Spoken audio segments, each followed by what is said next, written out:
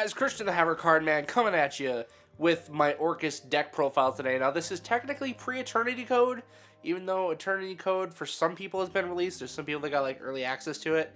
Unfortunately I didn't, so I don't have Girsu the Mech Knight Orcust yet, but this deck profile as it is pretty solid.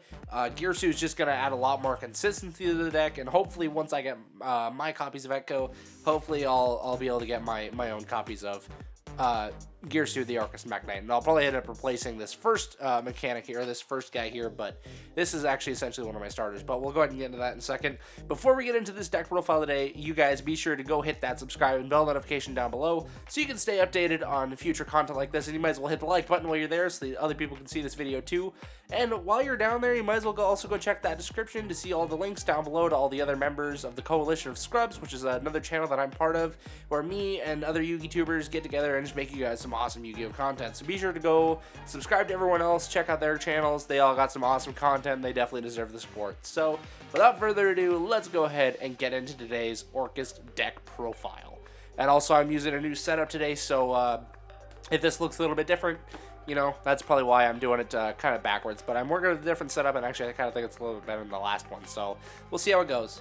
So we'll start off here with the monsters. We're running 3 Summoner Monk. I actually really like this guy in this deck because he does a lot for it. He's not necessarily a starter, but he's more of an extender that is actually also a surge card. Like, he allows you to get into your starters, but he also provides an additional body on the field. So that's why I really like him, and we run quite a few spells in this deck. So really, being able to use this guy's effect to discard a spell, a special summon level 4 monster, is super handy because, you know, we don't mind if our spells are in the graveyard, it's not going to kill us. Most of them are just draw cards anyways, so we can dig through our deck for more stuff. So if we have to get rid of one of those to use Summoner Monk's ability, like, we'd rather use his effect than draw card, because then we actually get the ability to search for monsters we need and special summon it. So next up for starters, we're running 3 Scrap Recycler. This is just kind of a go-to for a lot of Orcust decks. It's kind of a scrap variant, but like not really. And you've got like the Scrap Recycler and the Scrap Wyvern and that stuff, but we'll get into that later. He's just a good starter because you can dump a machine from deck to graveyard, which really just gets you started with your Orcust plays. So yeah, Scrap Recycler, just another means to dump our Orcust stuff to the graveyard and get us off some more plays. And obviously if you can pull off the normal Scrap combo, like that's pretty good too. It gets you some additional bodies to work with, so that's pretty neat. We're also running 3 Orcust Nightmare. This is what you're usually going to be dumping off of your Scrap Recycling 9 times out of 10, and you're going to be doing the same with whatever you bring out with Summoner Monk, which we'll get into those targets later, because obviously you don't see any of the level 4s here right now, so that's fine. Then next up here, actually I'll get these out of the way. So there's those. We're also running 3 World Legacy World Wand. A lot of people would probably disagree with this. They'd probably only say like 2 is the perfect ratio, but I'll be honest, I like seeing 1 in my hand because once I pitch 1 to the graveyard, I can just special summon out 1 for free. So it's just an additional body on field, and then if I ever want to, I can throw in Machine Dupe in this deck, and then you can just Machine Dupe World 1 to get another body. I mean, it's not like the biggest play ever, but I like having the additional bodies. That, and it kind of lets this deck play a little bit more of a grind game, and it makes it easier so that if you Pot of Desires this guy, if you banish it with Pot of Desires, you at least have extra backups. You don't have to worry about losing all of them. So I kind of like playing that. Next up, we have 2 Orcust Symbol Skeleton. I'm thinking about getting Brass Bombard, but at the same time, I don't know if it's worth it. The only reason I'd really want Brass Bombard is for a Needle Fiber target, and even then, I wouldn't have another target to bring out with it except for 1 card later on, but I mean, even then, I probably wouldn't go for that guy too much, so, you know, I mean, it is what it is. I think running just the Orcust, or just the Symbol Skeleton and the Nightmare is really enough for Orcust monsters. It's kind of weird that, like, the name of the deck really doesn't have that many cards of its own archetype in here, but it's really the extra deck where this one kind of shines, and all of the other cards that we can use to support it. It's nice that the engine's so small, because it means that we can just throw in a whole bunch of other stuff to help it out. So next up, these are all of our one-of monsters. We're running an Armageddon Knight and Dark Grepher, which these are our level 4 targets for Summoner Monk. I almost thought about throwing a rank 4 monster in the deck just because of the Summoner Monk thing, but I mean, really, all you're looking to do with these guys is send stuff to the graveyard, and depending on what you have in your hand, you'll go for the Armageddon Knight for the guaranteed pitch, or if you have a level 5 or higher Dark monster in your hand, you'll go for the Dark Grepher or just any other dark monster in your hand, I guess, technically, but 9 times out of 10, you'll want like an Orcust Nightmare, or, something that you want in the graveyard. If you have one of those in your hand, you can use Dark Grepher to send it to the graveyard and then send another Dark from your deck to the graveyard. So if you have the means to do it, you can get 2 off of Dark Grepher, but if you just want the guaranteed pitch, you can go with Armageddon Knight, provided it doesn't get ashed.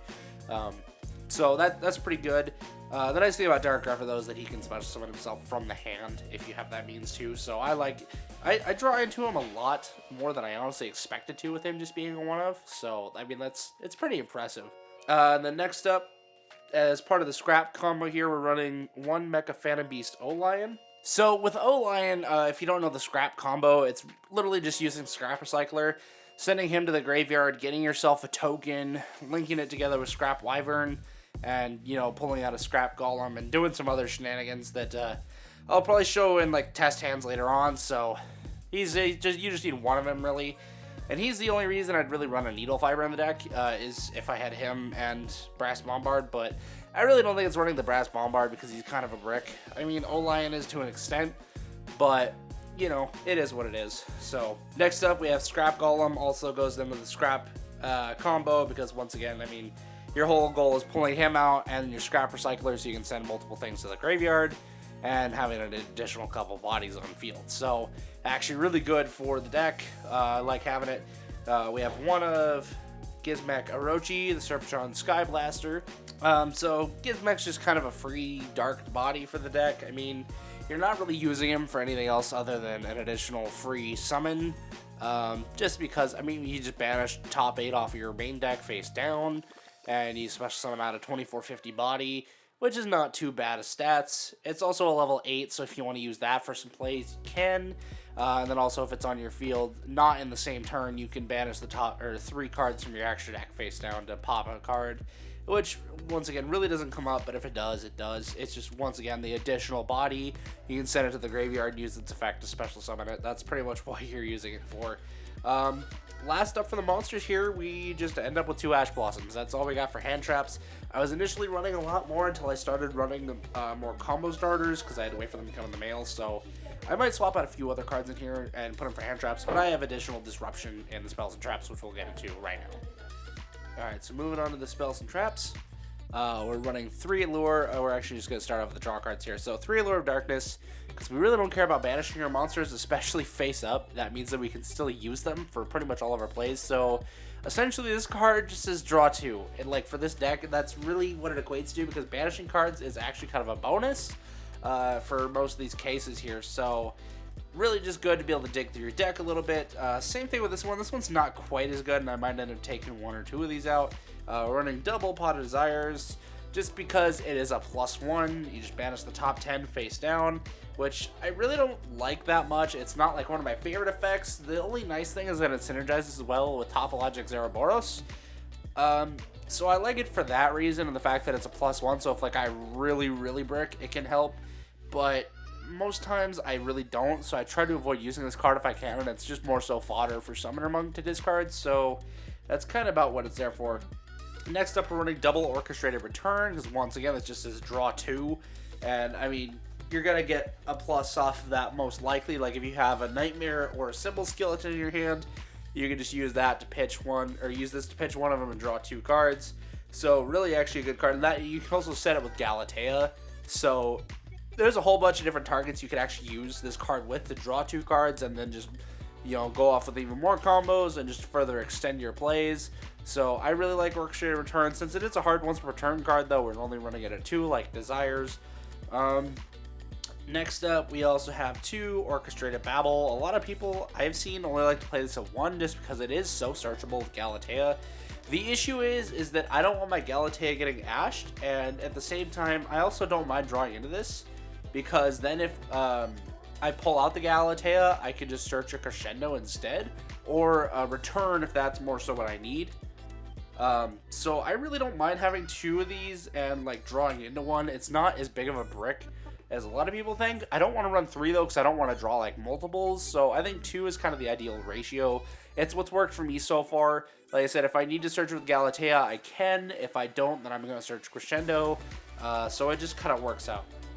So Next up here, we have 2 super polymerizations, kind of extra disruption, because we do have a couple of targets in the extra deck that actually make it work really well.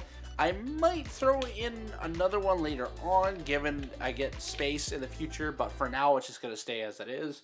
Then next up, we're running a full playset of Called by the Grave, just because, once again, we don't want to get hand-trapped, and it's also further disruption against your opponent, because so many decks nowadays have graveyard effects, so you can just pop out a Called by the Grave to be able to take out one of your opponent's graveyard cards and negate its effects, or if your opponent ends up pulling out 2 of the same monsters in one turn and they send one to the graveyard and the other one needs its effect to go off, you can negate it by banishing them. There's just so many situations where Called by the Grave is amazing, and I really love having it in every deck that I can, so I'm playing it here. Now for the one-ofs of the spells, we are running 1 Rhoda just because we really want to see the Dark Armageddon or the Armageddon Knight, or the Dark Grepher.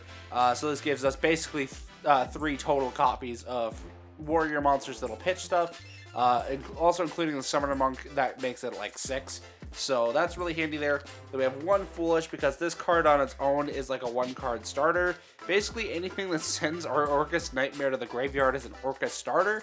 So really good. It's better to have the monster though, just the monster starter, because it will give you the body on field that will allow you to go straight into a Galatea without having to jump through any hoops. But, you know, this card definitely works too. We also have 1 Monster Reborn, just as an additional extender, and it actually really does work really well, because since you do have the Symbol Skeleton, you can get like basically 2 Monster Reborns in a turn if you end up drawing this. So really handy there. That's all we got for the spells, and for the last 2 cards of the deck, simply enough, we're just running 2 Orcust Crescendo, just to negate anything if you've got a Link monster on the field, so you leave your Galatea or Long Girsu on the field, have one of these in the back row, you can negate your opponent's stuff, and if you've got Babel on the field, you can use some quick monster effects to bring out like a Girsu to either use it for protection or more popping, so really just the amount of disruptions this deck can put out is awesome, so definitely really like that. It is kind of sad that Orcust Crescendo is hard once per turn, and once per turn on either its effects, like you can only use 1 effect a turn, so that's it for the main deck. Let's go ahead and go really quickly onto the extra deck. So we'll start off with the Link monsters, because those are the most vital part of this deck.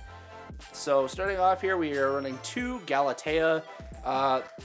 You really need this one because this is your searcher, and it also gets you into Dingirsu really easily. I mean, obviously, if you've played or seen Orcust before, you know this card, you know what it does, you know its power. It's Galatea. That's all there is to it. I'm also running 2 Long Girsu. I know a lot of people that disagree with me. They'd say run 1 Long Girsu and 3 Galatea. I like the 2 and 2. I mean, if I got a 3rd Galatea, I'd probably throw it in here, no problem. But I would still keep the 2 Long Girsu, just because I really do actually like him. He's extra popping, makes this deck a little bit better for going second, if we're being honest. Because the thing is it doesn't, it can pop a monster, or one of your opponent's monsters that's linked. It doesn't necessarily need to be linked to this guy. As long as it's linked to any Link monster, you can pop it. So if they've got like a whole chain of Link monsters, you can pop any one of them in there. So that's good. I really like having those guys. And that also the fact that they're Link monsters that are Orcust, so you can go into Dingirsu with them. So really good there. For the Scrap combo, we are running 1 Scrap Wyvern, because that's really all you need to get into the combo. You basically bring this guy out, summon Scrap Golem from deck, pop itself, leave your Scrap Golem and your Scrap Recycler on field, and you will have most likely dumped at least 3 cards with Scrap Recycler, one of which would have to have been the Mecha Phantom Beast O-Lion, but you'd also be able to pitch the Orcust Nightmare and the Symbol Skeleton. You can use the Nightmare to bring World Wand, and then just go off some combos. It's just insane. So Scrap Wyvern, and then we have a Nightmare package in here. We're running 1 Phoenix and 1 Cerberus, just because they're discard fodder. It's a chance to draw more cards and dig through the deck, but also because you can have spell and trap removal, and because you can have monster removal. So having that little bit of extra disruption and destruction, always a huge plus. So love having those in there. I'm also running 1 Union Carrier. I've seen more and more Orcust decks playing this lately, and the most times that I use it is like I already have an Orcust or a Dark monster on the field. I can link into it to attach like an Orcust Nightmare or whatever dark monster I need to attach to it, and then I just link that monster off into something else, and then I get the monster I need in the graveyard. So it's just kind of an extra little consistency boost. If I were to ever to get a third Galatea, I'd swap out this guy though, because he's really not that handy. He's just kind of there as backup. I don't really intend to use him a whole lot. So next up, we have Borreload Dragon, just because he's super cheap and it's more control and being able to take over a part of your opponent's board. You can just suck up one of their monsters in the battle phase, and I mean that's really all there is to it. It doesn't really get much better than that. So, and also the attack boost does help, and the fact that it's a dark monster, so you can still summon it if you're locked into dark monsters, is also really nice. And lastly, we have a Topologic Zeroboros, my favorite Link 4 to go into in this deck, because you're banishing so much. And like I said, if you Pot of Desires and you get normal Orcust combo, this guy is probably going to be around like 5,000 easy. I think there was one time I got under like 6 or 7 with this deck, just because I desired, and then I was banishing so much other stuff that it was just insane. I loved it. So I definitely recommend Zeroboros in this deck with how much you are banishing and just how much you get in the banish zone. So that's it for the linked monsters. We'll go ahead and go to our 3 Exceeds here, which are all 3 copies of Dingirsu, the Orcust of the Evening Star. And I just love this guy so much. I could probably easily cut him down to 2 if I really wanted, but this is my first time playing an Orcust deck, and I just love everything about Dingirsu. Being able to non-targeting and non-destruction, or have non-targeting, non-destruction removal is just insane, or being able to reattach a banished machine monster to him and link it off so you can get all that stuff in the graveyard and do some stuff again, or even just have that extra material for protection to detach instead of stuff being destroyed. Dingirsu is just such an insane boss monster. You really don't need 3 of them. You can easily just recycle 2 and be fine, but I enjoy the card so much, I couldn't help myself. I'd probably end up swapping one out for a Needle Fiber if I ended up going that route ever, but I think he's just fine where he is. So that's it for that. Now for our last 2 for the deck, these are our Super Polyfusion targets. So obviously 1 Starving Venom and 1 Mud Dragon in the Swamp. Mud Dragon in the Swamp just because you're not always going to be going against dark monsters, but 9 times out of 10 the decks you're going to be going against are going to have at least 2 monsters of the same attribute on the field at the same time. Now, with stuff like Adamanticators, it's a little bit different, but for example, stuff like Eldritch, you're going to be running into a lot of light monsters, so Mud Dragon in the Swamp works, whereas Starving Venom in that case doesn't. So, I like having both just because I can either use Mud Dragon for protection or Starving Venom just for some board wiping, or even just in general extra bodies for beat sticks. So that's all I got for my Orcust deck profile today, guys. I really hope you enjoyed this. If you liked the deck profile, please let me know down in the comments below. I love to hear you guys' thoughts, and I love to chat with you. And thank you guys so much for all the awesome support lately. I know I just recently here, at least as of recording this, I just recently celebrated 50 subscribers, and I did my Salomon Great Prank Kids deck profile, which if you guys haven't watched the video already, you didn't know those Salomon Great Prank Kids, I'm sorry that I spoiled it for you, but you should have already seen it by now. So thank you guys so much for watching this video today. You guys keep up the awesome support. By the time this comes out, we'll probably already be celebrating hundreds, so you guys are just incredible. Keep up the amazing support. I love each and every one of you, and I hope to see you all in the next video. Remember to have fun and make your move. Peace out. I'm